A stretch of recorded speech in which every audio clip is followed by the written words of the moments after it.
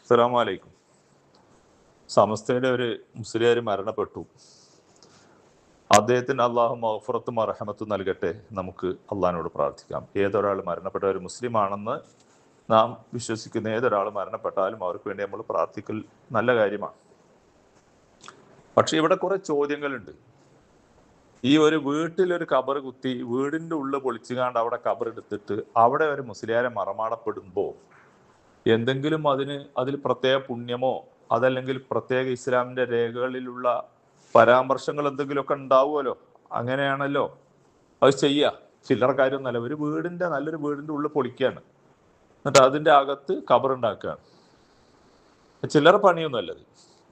എങ്കിൽ നോക്കൂ, സമസ്ത കേരള ജമിയത്തുൽ ഉലമായുടെ ഇസ്ലാം മത വിദ്യാഭ്യാസ ബോർഡിന്റെ കേരളത്തിലെ ആയിരക്കണക്കായ ഉസ്താദുമാരുടെ ഉസ്താദാണ് കെ ടി മാനു മുസ്ലിയാർ. എന്തേ കെ ടി മാനു മുസ്ലിയാരുടെ കബർ അദ്ദേഹത്തിന്റെ വീടിന്റെ ഉള്ളിൽ കുത്തരുത്?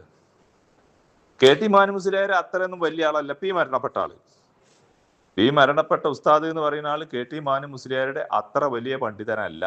ആർക്കും ഒരു തർക്കമല്ല.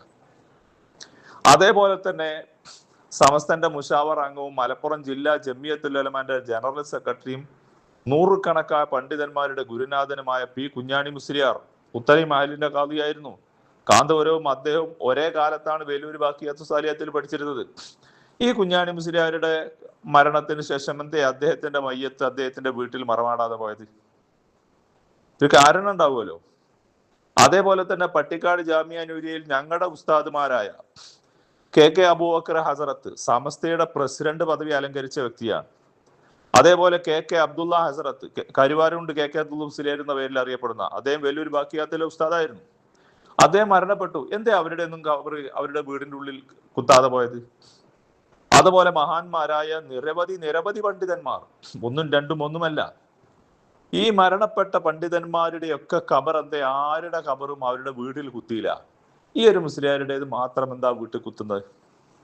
എന്തെങ്കിലും ഒരു തെളിവുണ്ടാവുമല്ലോ, എന്തെങ്കിലും ഒരു രേഖ ഉണ്ടാവുമല്ലോ, അതൊരു പ്രത്യേക പുണ്യമുള്ളതാണ് എന്നും ഇവർ പഠിച്ചിട്ടുണ്ടാവുമല്ലോ. എവിടെയാണ് അതുള്ളത്? എന്താ ഇതിന് പ്രത്യേകത? കാരണം എന്താ? മുസ്ലിം സമൂഹത്തിന് റസൂലുള്ളാഹി സ്വല്ലല്ലാഹു അലൈഹി വസല്ലം നൽകിയിട്ടുള്ള ഒരു ചര്യ, ആ ചര്യ അതേപോലെ പ്രാവർത്തികമാക്കുക എന്നുള്ള വിശ്വാസികളുടെ ഏറ്റവും നല്ല ഗുണമാണ്. നബി സല്ലല്ലാഹു അലൈഹി വസല്ലം തങ്ങളുടെ സഹാബാക്കളിൽ ആദ്യമായി മദീനയിലെത്തി.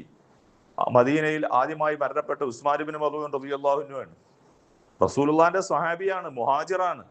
അയാൾ മരണപ്പെട്ടു. ചില്ലറക്കാരനല്ല. മുഹാജിർ, നബിന്റെ കൂടെ നബിന്റെ മദീനയിലേക്ക് പാലായനം ചെയ്ത, മക്കയിൽ നിന്ന് പാലായനം ചെയ്ത മുഹാജിറാണ്. ഖുർആനിൽ അല്ലാഹു പറഞ്ഞു, വസ്സാബിഖൂനൽ അവ്വലൂന മിനൽ മുഹാജിരീന വൽ അൻസാർ. അൻസാരികളെയും മുഹാജിറുകളെയും അല്ലാഹു എടുത്തു പറഞ്ഞിട്ടുണ്ട്. അത്രയും വലിയ മഹാനായ ഉസ്മാൻ ഇബ്നു മദ്ഊൻ റളിയല്ലാഹു അൻഹു ആദ്യമായിട്ട് മദീനയിൽ ചെന്ന മുഹാജിറുകളിൽ ആദ്യമായി മരണപ്പെട്ട വ്യക്തിയാണ്. അദ്ദേഹത്തിന്റെ ഖബർ അദ്ദേഹത്തിന്റെ വീട്ടിൽ കുത്തിയോ? റസൂലുള്ളാഹി സ്വല്ലല്ലാഹു അലൈഹി വസല്ലം അവിടുത്തെ മക്ബറയിലാണ് അദ്ദേഹത്തിന്റെ ഖബർ സ്ഥാപിച്ചത്. എന്നിട്ട് പറഞ്ഞു നബി, ഇത് എൻ്റെ കൂട്ടുകാർക്കും വേണ്ടപ്പെട്ടവർക്കൊക്കെ അവരുടെ ഖബറുകൾ, അവരുടെ ജനാസകൾ സംസ്കരിക്കാനുള്ള, മയ്യത്ത് ഖബറടക്കാനുള്ള സ്ഥലമാണിത് എന്ന് റസൂലുള്ളാഹി പ്രഖ്യാപിക്കുകയാണ് ചെയ്തത്. ചുരുക്കി പറഞ്ഞാൽ മദീനയിലെ പൊതുശ്മശാനത്തിൽ 12,000-ഓളം സ്വഹാബികളുടെ ഖബറുകൾ പൊതുശ്മശാനത്തിലാണ് കിടക്കുന്നത്. ഇവിടെ ഒരു മുസ്ലിയാർ മരണപ്പെട്ടു നോക്കുമ്പോൾ അയാളെ പൊതുശ്മശാനത്തിൽ അയാളെ ഖബറടക്കുന്നത് അതൊരു മോശത്തരം. അയാളെ ഖബറടക്കേണ്ടത് അയാളെ വീട്ടിന്റെ ഉള്ളിൽ എന്ന് പേര് കുറച്ച് ആൾക്കാർ തീരുമാനിക്കുകയാണ്. ഏതായിരുന്നാലും ഇത്തരം ബിദ്അത്തുകൾ, അനാചാരങ്ങൾ മുസ്ലിം സമൂഹം ശരിക്കും ആലോചിച്ച് ഇതിനെ വിലയിരുത്തേണ്ടതാണ്. അപ്പൊ ഞാൻ പറഞ്ഞു വരുന്നത്, ഇത്തരം പ്രവർത്തനങ്ങൾ പാവപ്പെട്ട മുസ്ലിം സഹോദരന്മാരിൽ ശിർക്കും ബിദ്അത്തും അനാചാരങ്ങളും അന്ധവിശ്വാസങ്ങളും വളർന്നു വരാൻ കാരണമാകുന്ന പ്രവണതകളാണ്. ഇത്തരം വിഷയങ്ങളിൽ നിന്ന് മഹല്ല് കമ്മിറ്റി ഭാരവാഹികൾ നിർബന്ധമായി മാറി നിൽക്കേണ്ടതാണ്. അപ്പൊ നമുക്കറിയാം, നമ്മുടെ കൊമ്പങ്കല്ലില് ഒരു സാധു മനുഷ്യൻ മരണപ്പെട്ടപ്പോൾ അവിടെ കബർ കെട്ടിപ്പൊക്കാൻ വേണ്ടി കുറച്ച് ആൾക്കാർ ശ്രമിച്ചു. അങ്ങനെ അത് പ്രശ്നമായി. മഹല്ല് കമ്മിറ്റി ഭാരവാഹികൾ എന്ത് ചെയ്തു എന്നറിയോ? അത് വേണ്ടാന്ന് പറഞ്ഞു, അല്ലേ? കെട്ടിപ്പൊക്കാൻ അനുവദിച്ചില്ല. എന്താ പ്രശ്നം? അവർക്ക് വിവരമുണ്ട്.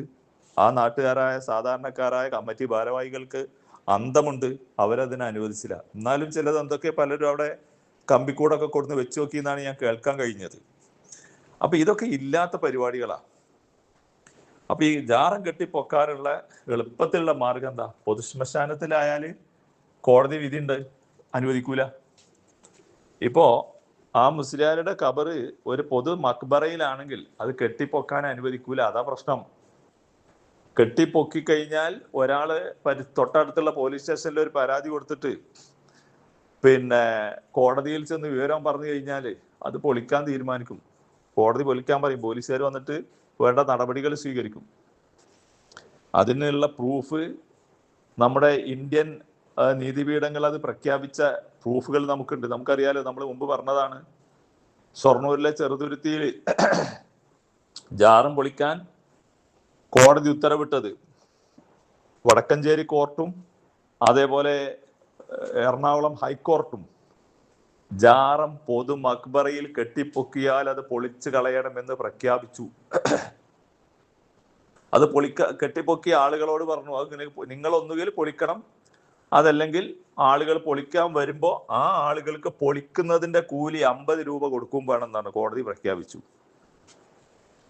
ഇത്രയും കൃത്യമായൊരു യാഥാർത്ഥ്യമാണെന്ന് ആളുകൾക്കറിയാം. അതുകൊണ്ട് തന്നെയാണ് പലരും ഇങ്ങനെയൊക്കെ വീടുകളിലേക്ക് മടക്കാൻ തീരുമാനിക്കുന്നത്.